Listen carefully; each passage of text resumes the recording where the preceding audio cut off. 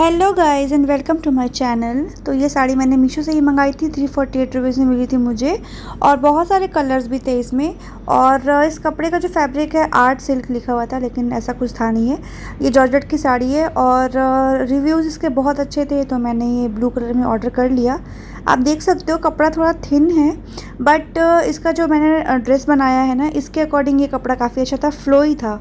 तो चलिए स्टार्ट करते हैं। तो सबसे पहले मैंने क्या किया, मैंने अपना मेज़रमेंट लेना स्टार्ट किया। सबसे पहले तो जो ड्राइंग है वो हम कंप्लीट करेंगे, क्योंकि पहले हम ड्रॉ करते हैं कि हमें क्या बनाना है, उसके अकॉर्डिंग बॉडी मेज़रमेंट लेके उसके बाद वहाँ पर हम अपने ड्राइंग पर उसका जो लंबाई चौड़ाई है वो सब कुछ हम लिखते हैं। इसके बाद ही हम कटिंग स्टार्ट करते हैं। सबसे पहले मैंने गाउन का ये लेंथ बना लिया, टॉप पार्ट बना लिया, जहाँ से मुझे बीच में ज्वाइन करना है वो सब बना लिया। टॉप का लेंथ मैंने लिया, सबसे पहले मैंने फुल लेंथ लिया, मुझे कितना लंबा ये गाउन चाहिए। तो पहले मैंने लिखा कि मुझे फुल लेंथ में कितना लंबा चाहिए। टॉप पार्ट मैंने लिया कि मुझे टॉप कितना लंबा चाहिए, उसके अकॉर्डिंग फिर हम नीचे का लेंथ निकालेंगे। तो टॉप की लंबाई मुझे रेडी में 17 चाहिए थी, टोटल 55 रखना है। तो 55 में से हम 17 माइनस करेंगे, तो जो भी इसका आएगा वो हमें नीचे वाले पार्ट की लंबाई रखनी है। तो नीचे वाला आता है 38, तो रेडी है, ये रेडी पार्ट 38 रखना है हमें। अभी इसमें हम मार्जिन भी ऐड करेंगे कटिंग के टाइम पे। तो लंबाई हो गई, इसके बाद हम लेंगे चौड़ाई। तो सबसे पहले मैंने अपना चेस्ट मेज़रमेंट किया और उसके बाद वेस्ट मेज़रमेंट किया, ये पहले ज़रूरी था टॉप पार्ट की कटिंग के लिए। लेंथ उसके बाद जो हमें रखनी है वो तो वेस्ट के अकॉर्डिंग ही रख लेंगे। लाइनिंग के लिए लिया है मैंने सबसे सस्ता क्रेप फैब्रिक, 45 रुपीज़ मीटर मिलता है हमारे यहाँ पे। इसको मैंने 4.5 मीटर लिया था। इसमें आपको कोई भी फालतू पैसे खर्च करने की ज़रूरत नहीं है, मैंने कम से कम एक्सपेंस में बनाया है।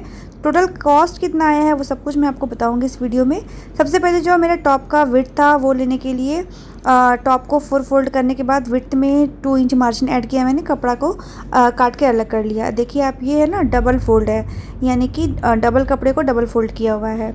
इसके बाद पिन से इसको मैंने सेट कर दिया था। सेट करने के बाद सबसे पहले इसके लेंथ का हम मार्क करेंगे और उसके बाद हम शोल्डर लगाएंगे। तो शोल्डर लगाने से पहले हम एक स्ट्रेट लाइन ड्रॉ कर लेते हैं, ताकि जो शोल्डर लाइनिंग है वो ऊपर नीचे ना हो। लेंथ रेडी में 17 रखना था, इसलिए मैं 18 ले रही हूँ, क्योंकि हाफ इंच ऊपर और हाफ इंच नीचे ये स्टिचिंग में जाता है, ठीक है। इसके बाद इसका विड्थ देखिए मैंने 13 लिया है, ठीक। यहाँ पे हम एक स्ट्रेट लाइन ड्रॉ कर लेंगे। एंड गाइज इसके बाद गली की चौड़ाई में ले रही हूँ 3 इंच, क्योंकि मेरा शोल्डर है 16 इंच, और इसके बाद मैं शोल्डर ले रही हूँ 4.5 इंच, तो यानी टोटल मैंने लिया 7.5 इंच। फिर शोल्डर का जो डेप्थ है ना, आर्म होल, वो मैं लूँगी 6 इंच। नॉर्मली मैं 6.5 लेती हूँ, तो मुझे इसको स्लीवलेस रखना है, तो मैं हाफ इंच कम रखूँगी, अदरवाइज़ आर्म होल के साइड से काफ़ी ओपन हो जाता है, वो दिखने लगता है। तो इससे क्या है कि थोड़ा आर्म होल की गोलाई छोटी रहती है ना, तो दिखता कम है साइड से। तो यहाँ पर 1 इंच पर मैंने यहाँ पर एक गोल निशान लगा दिया है। इसको मैं डार्क कर दूँगी ताकि आपको क्लियरली विजिबल हो जाए। तो इस तरीके से इसको गोल शेप देंगे। फिर हम फिटिंग का दाग लगाएंगे हमारे साइड का। तो साइड की फिटिंग जो है वो है मेरी 10.5 इंच। तो ये रेडी में है, तो पहले मैं 10.5 इंच का निशान लगाऊंगी। एंड देन वेस्ट जो है वो मुझे रखना है 18 इंच, तो मैं 9 पर मार्क करूंगी और फिर मैं 1 इंच एक्स्ट्रा मार्क करूंगी, क्योंकि वो प्लेट में जाएगा। और मैं जो कि प्लेट ज़रूर देती हूँ मेरे टॉप पार्ट में, तो इसलिए मैं प्लेट दूंगी। और पहले इन निशानों को हम आपस में मिला लेंगे। जो हमारे फिटिंग का निशान है वो प्लेट का दब जाएगा, तो वो ऑलरेडी 19 इंच हो जाएगा, आई मीन 18 इंच। और इसके बाद मैं 2 इंच का मार्जिन लूँगी ऊपर में, एंड 1.5 इंच का मार्जिन लूँगी मैं नीचे साइड में, और फिर इन निशानों को भी हम मिला देंगे और फिर इसकी हम कटिंग कर लेंगे।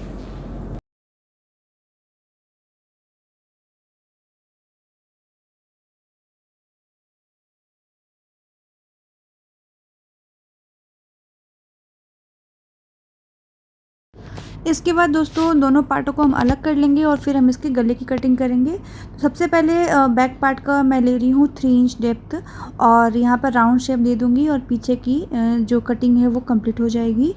और इसके अलावा पीछे हमें कोई चेंज नहीं करना है। फ्रंट पार्ट के लिए मैं नेक ले रही हूँ 8 इंच, क्योंकि ये वी नेक बनाना है तो वी नेक को नॉर्मल से थोड़ा 1 या पौना इंच बड़ा रखना चाहिए, अदरवाइज़ वो ऊपर चढ़ जाता है, बहुत छोटा छोटा फील होता है। तो इसलिए मैं नॉर्मली 7 रखती हूँ, तो मैं अपना 8 इंच रख रही हूँ। हल्का सा डीप भी हुआ तो कोई प्रॉब्लम नहीं, क्योंकि ये गाउन है तो थोड़ा बहुत चलता है। और अगर आपको जो भी नेक आप रखते हो अपना डेप्थ, उससे आप आधा या पौना इंच रखोगे तो बिल्कुल परफेक्ट शेप बनता है। यहाँ से 1 इंच पर मैं आर्म होल की कटिंग कर लूँगी फ्रंट पार्ट के लिए, जिससे कि फ्रंट में जो है ना जॉइंट के पास सल नहीं आती है। तो इस तरह से मार्किंग करने के बाद कटिंग कर लेंगे हम इसकी।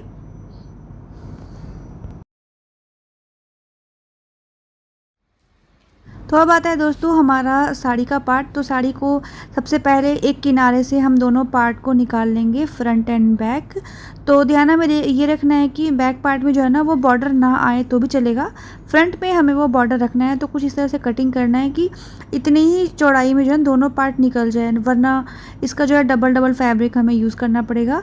तो फ्रंट पार्ट को इस तरह से कट करके मैंने निकाल लिया। सबसे पहले आप पिन से ज़रूर सेट करना, क्योंकि ये कपड़ा बहुत फिसलता है जो साड़ी वाला है, तो बाद में प्रॉब्लम होती है। एक्स्ट्रा कटिंग करना, क्योंकि है ना बहुत खुलता है ये कपड़ा, साइड से बहुत धागे निकलते हैं। तो टॉप की कटिंग हो गई है। अब चलो हम करते हैं इसके घेरे की कटिंग। सबसे पहले ऐसे सिंगल कपड़ा लेते हुए हम इसको इस तरह से तिकोना मोड़ देंगे, जैसे हम अम्ब्रेला काटते हैं ना, बिल्कुल वैसे ही।